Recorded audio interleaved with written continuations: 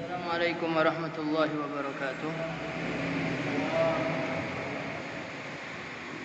إن الحمد لله نحمده ونستعينه ونستغفره ونعوذ بالله من شرور أنفسنا وسيئات أعمالنا. من يهده الله فلا مضل له ومن يضلله فلا هادي له. أشهد أن لا إله إلا الله وحده لا شريك له وأشهد أن محمدا عبده ورسوله.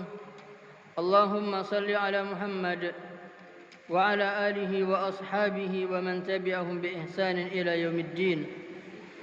قال الله تعالى في كتابه الكريم: يا أيها الذين آمنوا اتقوا الله حق تقاته ولا تموتن إلا وأنتم مسلمون.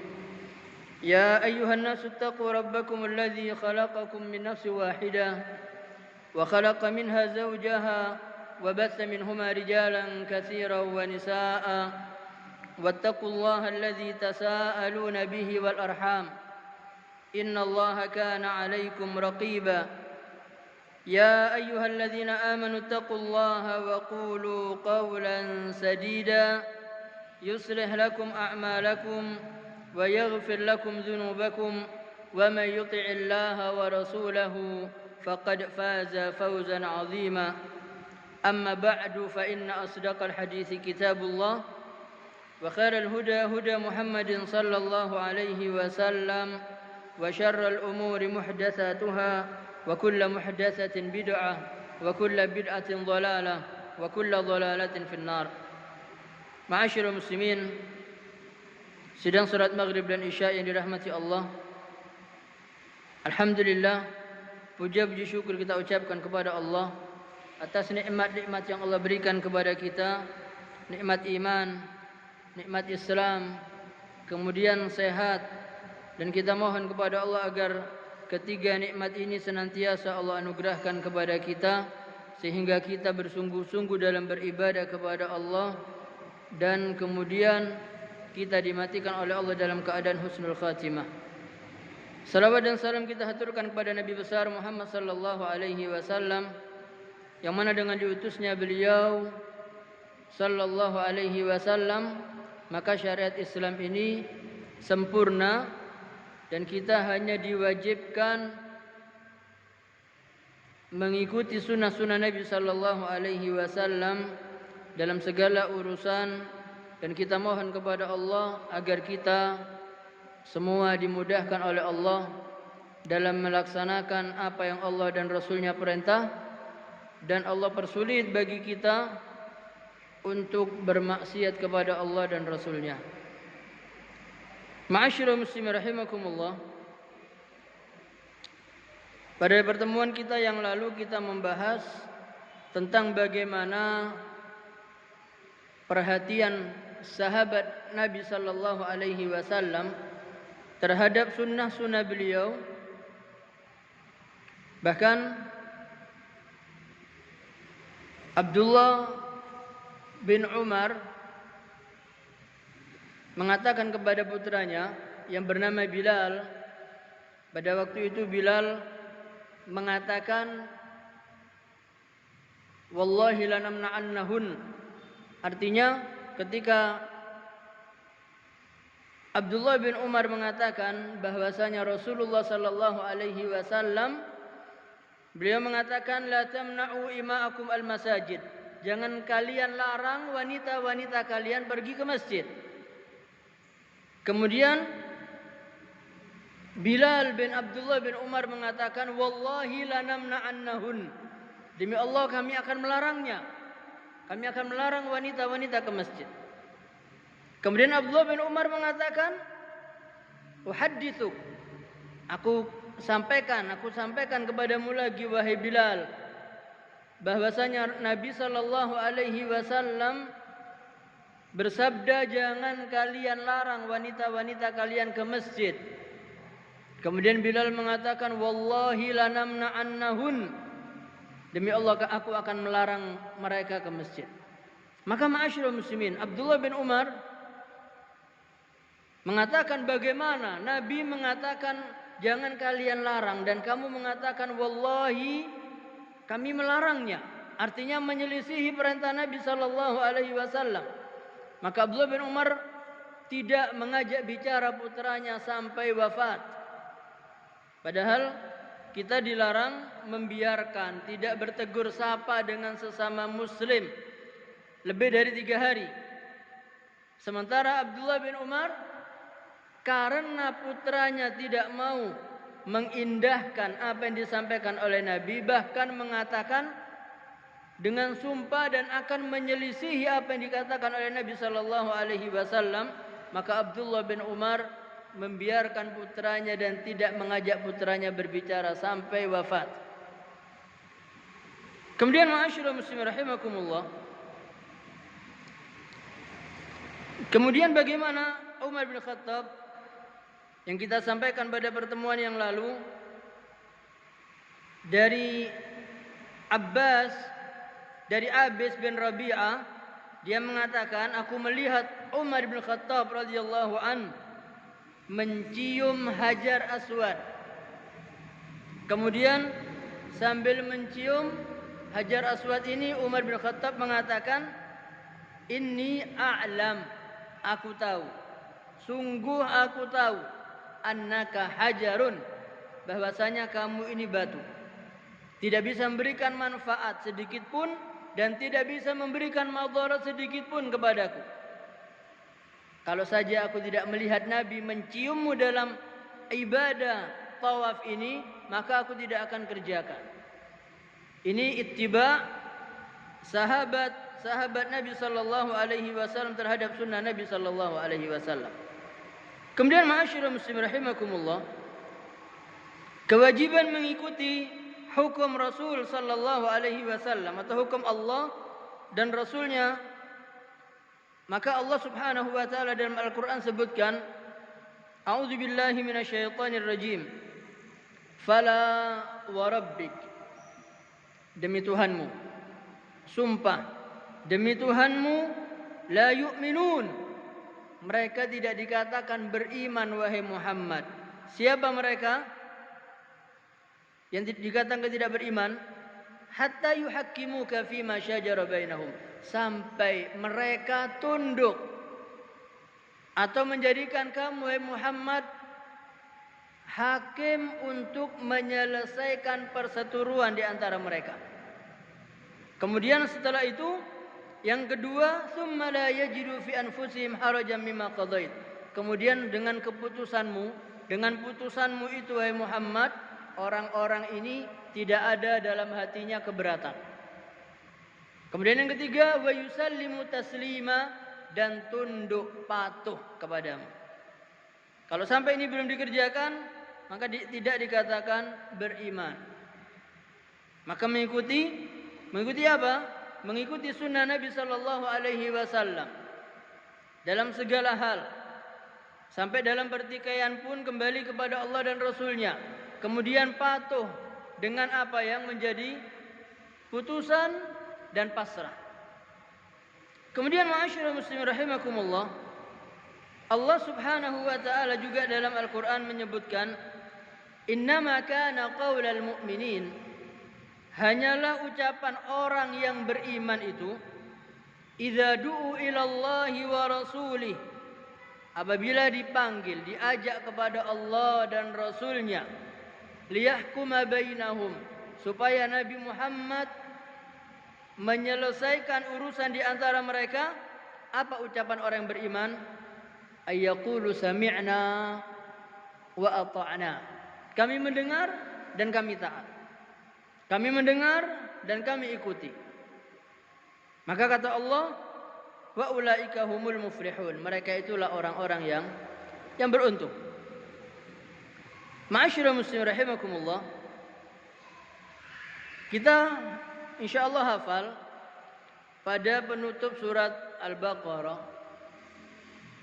lillahi ma fis samawati wa ma fil ard wa in tubdu ma fi anfusikum aw tukhfuhu yuhasibukum bihi Allah fayaghfiru liman yasha wa yu'adzibu man yasha wallahu ala kulli syai'in qadir, sampai akhir. Maka ma'asyiral muslim rahimakumullah, dari Abi Hurairah radhiyallahu an, beliau mengatakan, lamma nazalat ala Rasulillah sallallahu alaihi wasallam, tatkala turun kepada Nabi Muhammad sallallahu alaihi wasallam ayat lillahi ma fis samawati wa ma fil ard, hanya milik Allah apa saja yang ada di langit-langit dan apa saja yang ada di bumi. Kemudian kata Allah, wa in tubdu ma fi anfusikum aw tukhfuhu yuhasibukum bihillah. Artinya jika kalian tampakkan, kalian tonjolkan, kalian tunjukkan apa yang ada dalam diri kalian, atau kalian sembunyikan, yuhasibukum bihillah, pasti Allah akan menghisab kalian. Maka ma'asyiral muslimin rahimakumullah, ketika ayat ini turun, apa yang terjadi pada sahabat Nabi sallallahu alaihi wasallam? Ishtadda dzalika ala ashabi Rasulillah. Maka ini menjadikan para sahabat Nabi berat dengan ayat ini. Berat. Dan mereka mengatakan, mereka datang kepada Nabi sallallahu alaihi wasallam dan mereka bersimpu di hadapan Nabi dan mereka mengatakan, ay Rasulullah sallallahu alaihi wasallam, kullifna minal a'mal ma nutiq. Kami ini sudah dibebani amalan-amalan dan kami sanggup kerjakan. Kami diperintahkan salat, kami kerjakan salat. Kami diperintahkan zakat, kami kerjakan zakat. Kami diperintahkan jihad, kami kerjakan jihad. Siam, puasa, kami puasa. Kemudian ma'asyiral muslimin, sedekah pun kami kerjakan. Wa qad unzilat 'alaika hadhil ayah wa la nutiquha. Dan ayat ini turun kepadamu wahai Muhammad dan kami tidak sanggup. Kami tidak sanggup. Mereka tidak melawan Nabi, tapi mereka mengeluh sampai bersimpu di hadapan Nabi dan mengatakan, kewajiban-kewajiban yang diperintahkan kepada kami, kami kerjakan. Salat, kami salat, jihad, kami jihad, puasa, kami puasa, sedekah, kami sedekah. Tapi begitu turun ayat ini, ya Rasulullah, kami tidak sanggup. Qala Rasulullah sallallahu alaihi wasallam.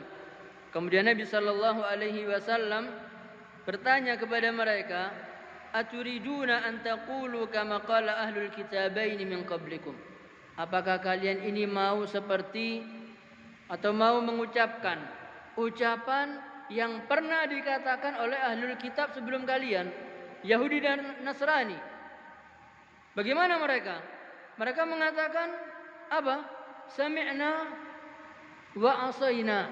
Kami mendengar apa yang disampaikan oleh nabi-nabi kami dan kami menyelisihi mereka. Apa kalian mau seperti ini? Kata Nabi sallallahu alaihi wasallam, bal qulu, tapi cukup ucapkan sami'na wa ata'na ghufranaka rabbana wa ilaikal masir. Terus ucapkan kalimat ini, yaitu kami mendengar dan kami taati, maka ampunilah kami wahai Tuhan kami dan kami kembali kepadamu. Qalu sami'na wa ata'na ghufranaka rabbana wa ilaikal masir. Maka mereka semua terus menerus mengucapkan kalimat ini, sami'na wa ata'na ghufranaka rabbana wa ilaikal masir. Kenapa mereka merasa keberatan? Ma'asyiral muslimin rahimakumullah, ketika turun ayat wa in tubdu ma fi anfusikum aw tukhfuhu yuhasibukum bihillah, kenapa mereka mengatakan kami tidak sanggup? Karena ma'asyiral muslimin, dari ayat ini artinya setiap apa saja yang terdetik dalam diri kita, dalam hati kita dari keburukan dicatat. Kira-kira siapa yang selamat? Tidak ada yang selamat. Kalau baru niat, karena bisikan syaitan, al-wasawis, bisikan-bisikan syaitan yang sampai kepada kita ini tidak pernah bisikan yang baik. Bisikan syaitan selalu yang buruk. Lah kalau bisikan yang buruk ini dicatat oleh Allah, kemudian kita dihisab, siapa yang selamat? Tidak ada yang selamat. Siapapun tidak ada yang selamat. Maka sahabat merasa berat dengan ayat ini. Maka Nabi ajarkan, ucapkan sami'na wa ata'na ghufranaka rabbana wa ilaikal masir. Sehingga sahabat ini terus menerus biasa membaca ini, sering membaca ini, dan menjadi kebiasaan dan menjadi ringan menjadi ucapan mereka. Terus mengatakan sami'na wa ata'na ghufranaka rabbana wa ilaikal masir. Sami'na wa ata'na ghufranaka rabbana wa ilaikal masir. Disebutkan falamma qtara'ahal qaumu wa dhallat biha alsinatuhum. Maka tatkala ini menjadi kebiasaan bacaan mereka, kemudian menjadikan lidah mereka sudah terbiasa mengucapkan ini, anzalallahu ta'ala fi isriha. Kemudian Allah menurunkan setelahnya ini ayat amanar rasulu bima unzila ilaihi min rabbih wal mu'minun. Telah beriman ar-rasul Muhammad sallallahu alaihi wasallam dengan apa yang Allah turunkan kepadanya dari Tuhannya. Wal mu'minun, dan orang yang beriman juga mereka beriman. Kullun, setiap mereka amana billah, beriman kepada Allah, wa malaikatihi, beriman kepada kitab-kitabnya, wa kutubihi, beriman kepada kitab-kitabnya, kemudian dan rasul-rasulnya. La nufarriqu baina ahadin min rusuli, kami tidak membeda-bedakan salah seorang pun dari rasul-rasul Allah. Wa qalu, kemudian mereka mengatakan sami'na wa ata'na ghufranaka rabbana wa ilaikal masir. Perhatikan ma'asyiral muslimin, falamma fa'alu dzalika, tatkala mereka mengucapkan, mengerjakan apa yang diperintahkan oleh Nabi sallallahu alaihi wasallam, nasakhahallahu taala, Allah hapus. Allah hapus ketentuan yang pertama yang tadi dikatakan apa? Wa in tubdu ma fi anfusikum aw tukhfuhu yuhasibukum bihillah, yang Allah akan menghisab semua yang ada pada diri kita, yang kita tampakkan atau yang kita sembunyikan, Allah hisab. Maka tatkala ini dikerjakan oleh Nabi, oleh sahabat, dan mereka beriman kepada Allah, maka nasakhaha, dinasakh. Secara hukum ayatnya dinasakh, tapi tulisannya tetap masih tercatat. Kemudian ma'asyiral muslimin, setelah itu Allah turunkan ayat la yukallifullahu nafsan illa wus'aha. Allah tidak akan memberikan beban kepada seseorang kecuali sesuai dengan kemampuan. Laha ma kasabat, baginya apa yang dia perbuat, atau baginya pahala dari perbuatan baik yang dia kerjakan. Wa 'alaiha maktasabat, dan baginya adalah dosa terhadap perbuatan buruk yang dia kerjakan. Kemudian apa ma'asyiral muslimin? Diajarkan lagi, Rabbana la tu'akhidna, wahai Tuhan kami, jangan engkau hukum kami, la tu'akhidna in nasina, jika kami ini lupa, au akhtana, atau jika kami ini bersalah. Apa kata Allah? Allah menjawab na'am. Ketika kita berdoa Rabbana la tu'akhidna, wahai Tuhan kami, jangan engkau hukum kami, in nasina, jika kami lupa, au akhtana, atau kami bersalah. Allah menjawab na'am, iya, aku tidak menghukum kalian ketika kalian lupa atau kalian bersalah. Kemudian dilanjut lagi ma'asyiral muslimin, Rabbana wala tahmil alaina, wahai Tuhan kami, dan janganlah engkau bebankan kepada kami beban yang berat, sebagaimana pernah engkau berikan beban berat ini kepada orang-orang sebelum kami. Apa jawab Allah? Na'am, iya, aku tidak akan memberikan beban yang berat kepada kalian seperti yang telah aku berikan kepada umat sebelum kalian. Kepada siapa ini? Kita umat Nabi Muhammad sallallahu alaihi wasallam. Rabbana wa la tuhammilna ma la taqata lana bi. Wahai Tuhan kami, jangan Engkau pikulkan kepada kami apa-apa yang kami tidak punya kemampuan untuk memikul beban. Apa kata Allah Subhanahu wa taala? Naam. Iya. Aku tidak akan memikulkan kepada kalian apa yang membuat kalian tidak sanggup. Kemudian ma'asyiral muslimin rahimakumullah, setelah itu wa'fu anna, dan ampunilah kami ya Allah. Minta ampun dari apa? Dari ketika kita tidak sanggup mengerjakan kewajiban dengan benar. Ya Allah, banyak kewajiban yang tidak kita kerjakan dengan benar ya Allah. Maka ampuni kami, fa'fu anna. Waghfir lana, apa? Ampuni kami ya Allah ketika kami mengerjakan perbuatan yang Engkau larang. Maka ampuni kami. Warhamna, dan rahmati kami ya Allah. Artinya bimbing kami ya Allah untuk mengerjakan amal-amal saleh. Tanpa bimbingan Allah kita tidak bisa datang ke masjid. Tanpa bimbingan Allah kita tidak bisa ngaji. Tanpa bimbingan Allah kita tidak bisa mendidik keluarga kita dengan baik. Maka kita mohon warhamna, maka di situ yang dimaksud berikan rahmat kepada kami, atau waffiq, atau bimbing kami ya Allah, arahkan kami ya Allah, berikan taufikmu kepada kami ya Allah. Untuk apa? Untuk mengerjakan amal-amal soleh. Apa kata Allah Subhanahu wa ta'ala? Belum, masih lagi. Anta maulana, Engkau adalah pelindung kami. Pelindung dari apa?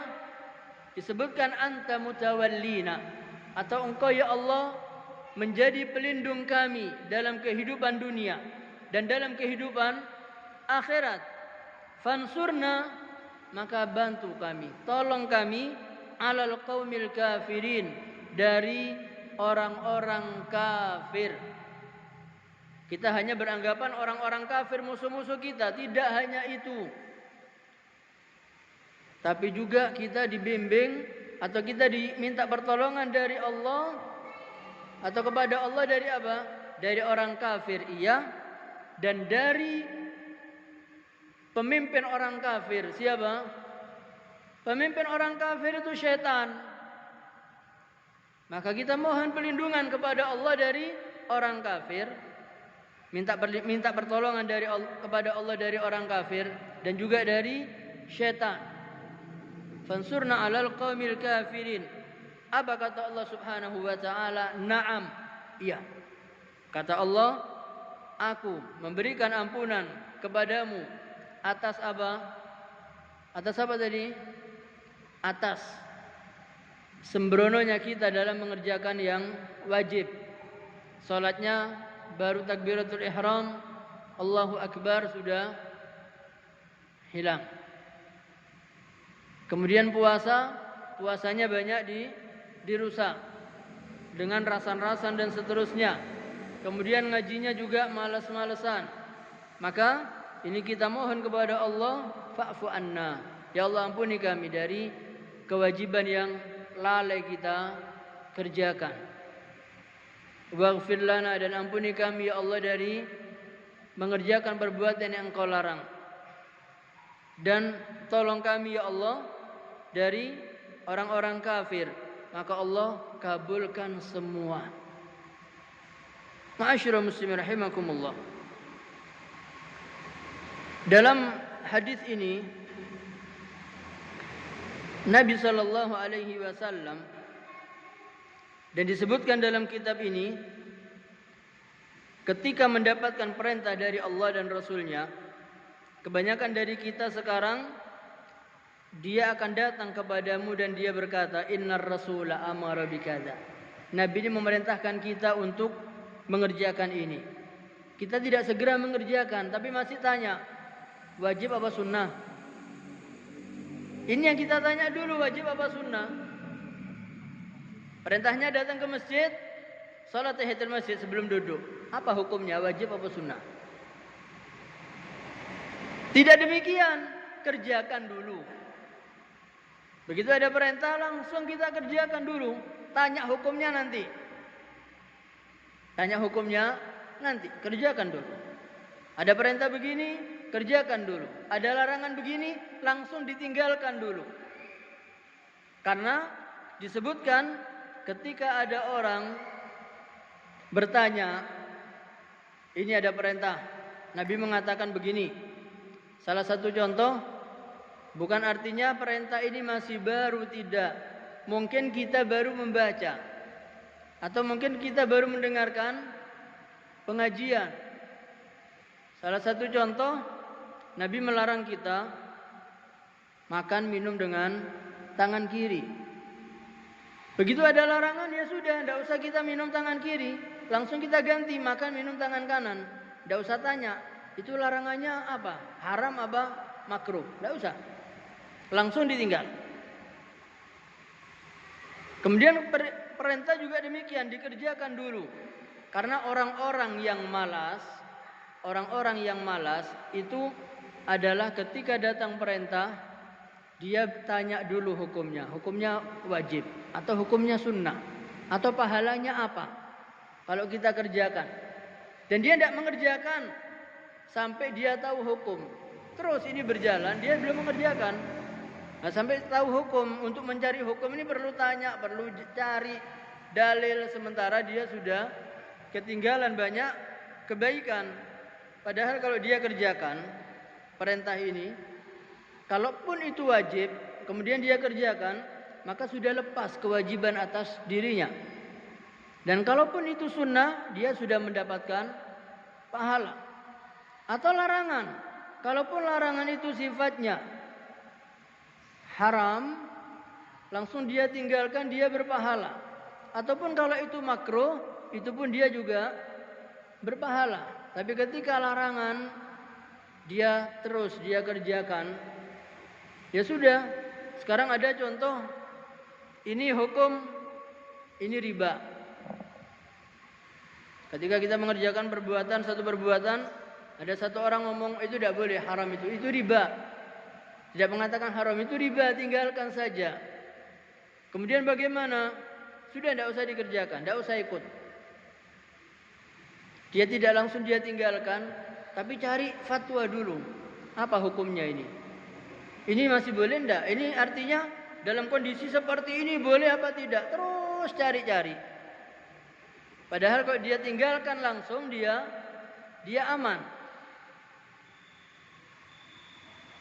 Kemudian ma'asyiral muslimin rahimakumullah, bagaimana sahabat-sahabat Nabi sallallahu alaihi wasallam? Maka seperti yang kita sampaikan di awal tadi tentang Abdullah bin Umar, Abdullah bin Umar pun juga mengerti dan mengetahui kondisi wanita pada waktu itu. Tapi tetap Abdullah bin Umar lebih mengedepankan apa yang diperintahkan oleh Rasul sallallahu alaihi wasallam. Biarkan, jangan kalian larang wanita ke masjid. Itu perintah dari Nabi. Meskipun kita melihat kondisi seperti ini, jangan kita larang. Kalaupun mereka ingin datang ke masjid, jangan dilarang ke masjid. Yang paling penting, perempuan keluar dari rumah tidak menggunakan wangi-wangian.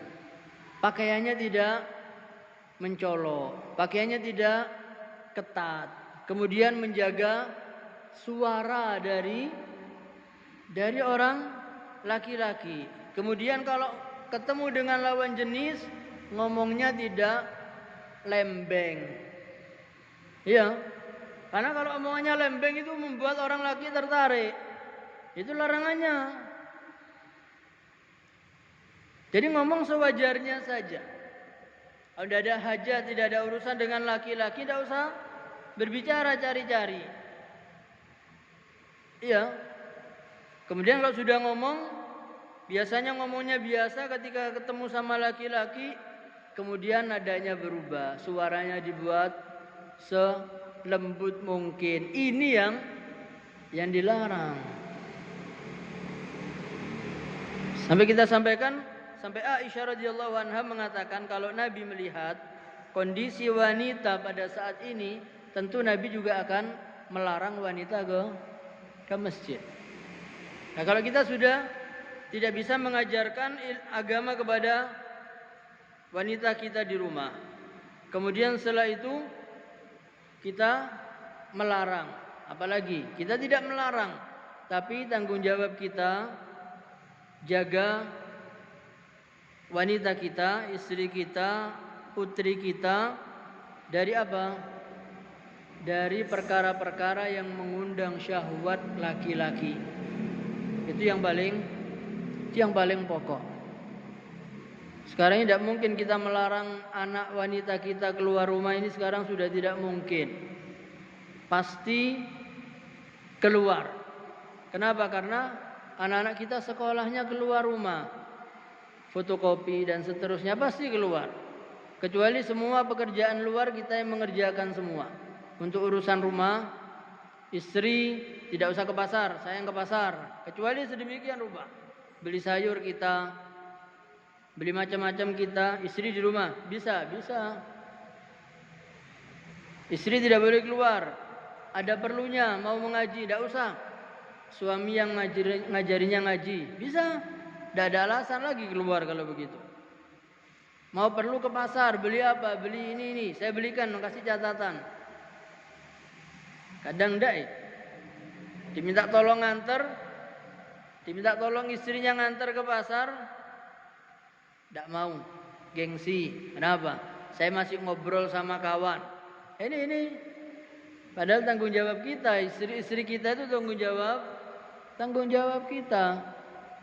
Jadi kewajiban kita ya sudah menjaga istri kita, bukan hanya urusan yang sepele, sampai urusan api neraka kita yang menjaga.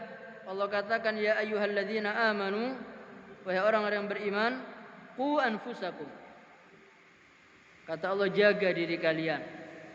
Yang kita jaga diri kita dulu. Baru setelah itu wa ahlikum, dan keluarga kalian. Kalau kita marah-marah saja di rumah, tidak boleh gini, tidak boleh begitu, tapi kita tidak memulai dari diri kita, tidak bisa kita ngajar. Kita melarang anak kita jangan merokok sambil nyalakan rokok. Apa bisa? Ya tidak bisa. Jangan merokok tapi merokok. Kalau minum jangan berdiri, tapi contohnya berdiri. Kalau minum jangan tangan kiri, tapi kita minum di depan anak-anak kita tangan kiri, maka itu tidak bisa. Maka qu anfusakum wa ahlikum naro. Dan untuk menjaga keluarga kita dari api neraka, sekarang ini yang paling berat ini nih, HP ini membuat anak kita juga berani kepada kita. Karena HP anak kita ini berani dengan nada tinggi melawan. Lalu bagaimana? Apalagi sekarang sekolah kita ini semuanya tugasnya pakai handphone. Ya sudah, anaknya tidak usah dikasih nomornya kepada orang tuanya. Tugasnya apa, dibuka, ini tugasnya. Selesai ambil HP-nya.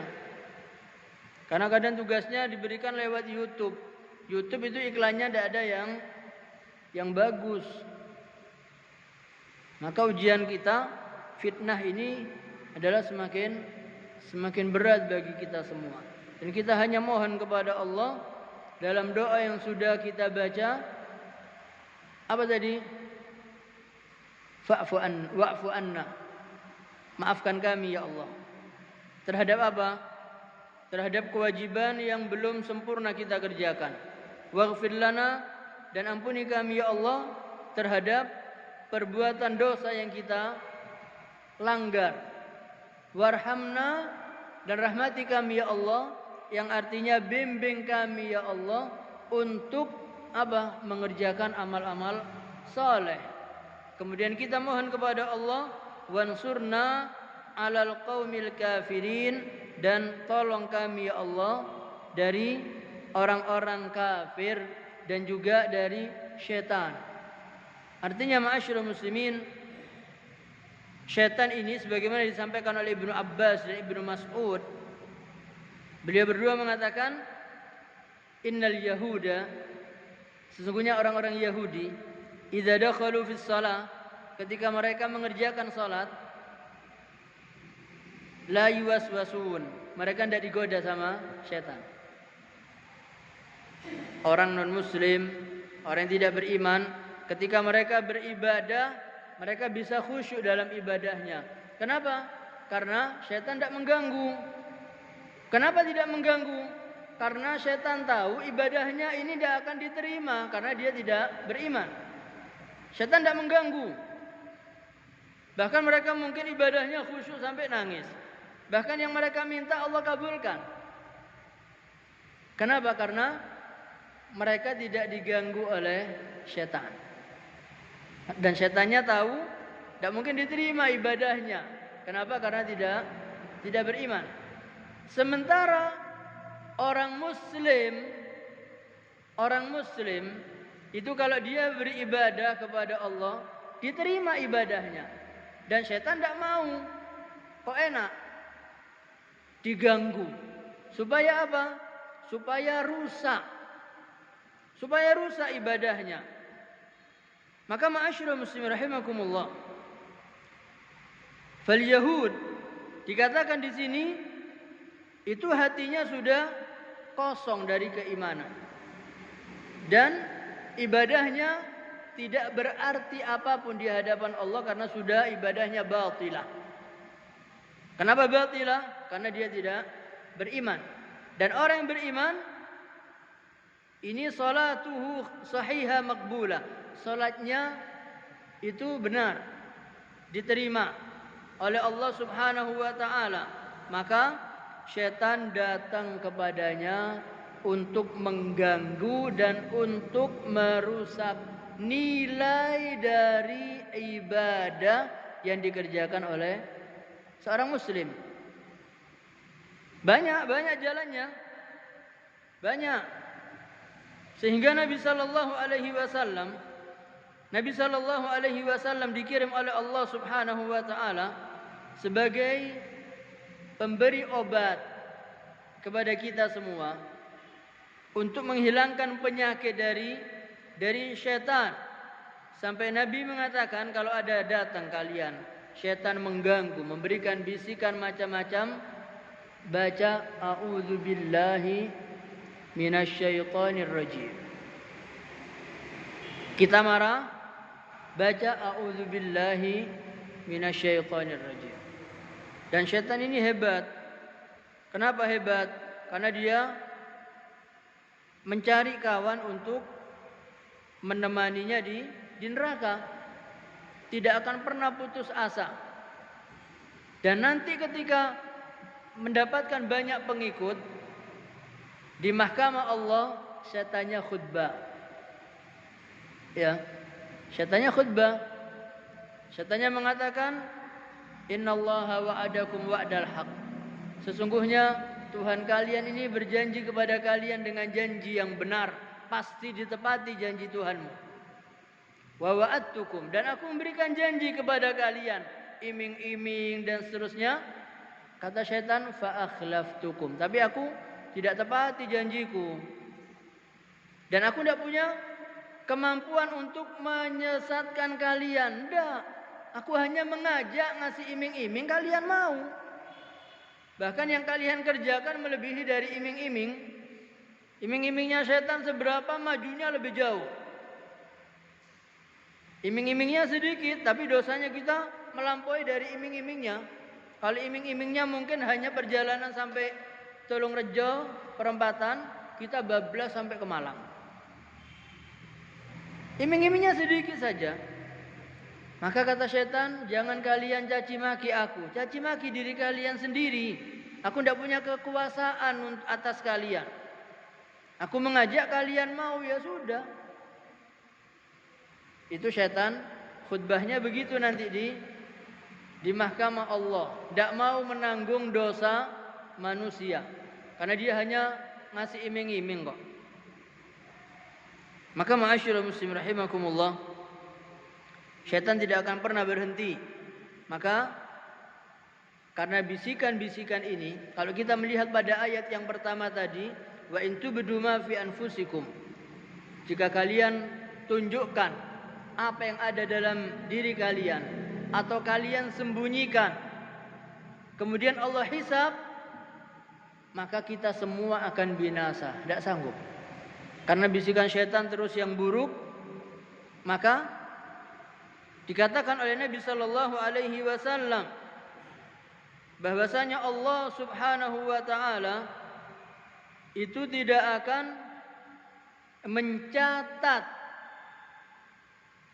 apa yang ada dalam diri kita kecuali apa yang kita ucap dan apa yang kita kerjakan, baru dicatat. Sehingga Allah itu adil. Allah menghukum sesuai ucapan dan pekerjaan kita. Khusus kebaikan kita niat, itu sudah mendapat pahala. Niat baik sudah mendapat pahala. Tapi ketika niat buruk, belum dicatat keburukan. Nanti saya kalau sampai masjid, saya mau gembosi banyak orang. Nah, ini paling datang, nanti orang ini saya usil, saya gembosi. Niat sudah dicatat? Belum. Belum dicatat satu dosa, belum. Begitu sampai masjid, ketemu sepedanya fulan, dia gembosi, baru dicatat satu dosa. Tapi ketika niat, karena apa? Karena keburukan ini bisikan dari setan. Dan Allah belum memberikan beban, itu baru bisikan, baru iming-iming dan seterusnya. Ketika kita kerjakan, ketika kita ucapkan keburukan niat tersebut, baru kita mendapatkan satu dosa. Tapi ketika niat baik, saya nanti akan membantu orang, satu pahala sudah dicatat. Saya nanti kalau ketemu anak yatim, ini uang sudah saya siapkan 10.000. Dapat pahala? Dapat. Dapat pahala apa? Niat. Kalau kita berikan, ketemu sama anak yatim tersebut, kita berikan, dapat nilai 10. Tapi ketika tidak dapat, dia pulang, pahalanya dapat, uangnya masih. Maka kita biasakan memiliki niat-niat yang baik agar kita senantiasa berbuat yang baik-baik saja. Dan ketika niat baik ini sudah menjadi atau sudah kita nampakkan dalam perbuatan kita, dan itu menjadi kebiasaan baik kita di waktu-waktu tertentu, maka ketika kita safar atau kita sakit, kebiasaan baik di jam tertentu tersebut akan mendapatkan pahala dan dicatat seperti kebiasaan baik yang kita kerjakan. Jadi malaikat pencatat itu ketika mendapati orang sakit bertanya kepada Allah, "Ya Rabb, apa yang aku catat orang ini? Orang ini sakit di atas ranjang. Sepanjang hari dia di ranjang tidak melakukan dosa." Ada orang sakit punya angan-angan bermaksiat? Tidak ada. Orang sakit itu pasti angan-angannya, kalau saya sembuh, saya azan terus di masjid. Kalau saya sembuh, saya datang ke masjid, akan saya rapikan sandal di masjid. Kalau saya sembuh, saya akan ke masjid, saya akan merapikan Al-Quran yang ada di masjid. Itu orang sakit akan muncul niat-niat baik. Maka malaikat tidak dapat dosa orang ini.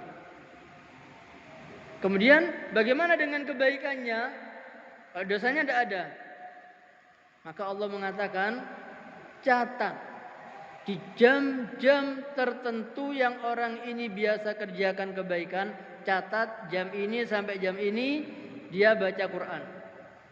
Biasa ngaji jam 7 sampai jam 9 siang atau jam 7 sampai jam 9 malam, dia biasa ngaji. Tapi dalam posisi sakit dia hanya berbaring, tidur, dosa tidak, mengaji tidak, tapi ditulis pahala jam 7 sampai jam 9 dia sedang mengaji.